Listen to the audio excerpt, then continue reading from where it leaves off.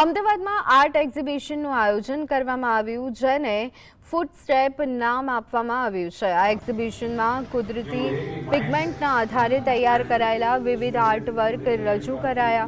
ભૂતકાળ અને વર્તમાન પરિસ્થિતિને દર્શાવતા આર્ટવર્ક પ્રદર્શન માટે મૂકવામાં આવ્યા છે. ચંદીગઢના વિઝ્યુઅલ આર્ટિસ્ટ આરપી વર્માએ પોતાની હાથની કારીગરી આ એક્ઝિબિશનમાં રજૂ કરી એક જ રંગમાંથી અલગ અલગ રંગોની અભિવ્યક્તિ દર્શાવી અનોખા આર્ટવર્ક તૈયાર કરવામાં આવ્યા.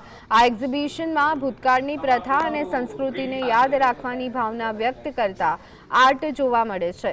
સાથે જ પરિવર્તન જરૂરી હોવા છતાં પોતાની સંસ્કૃતિ સાથે જોડાયેલા રહેવાની જરૂરિયાત આ આર્ટ દ્વારા દર્શાવવામાં આવે છે.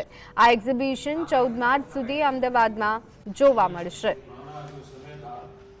जो हमारी पुरानी विरासत लेगेसी थी उसको हमें ख़त्म नहीं होने देना चाहिए, छोड़ना नहीं चाहिए और आगे भी बढ़ना है.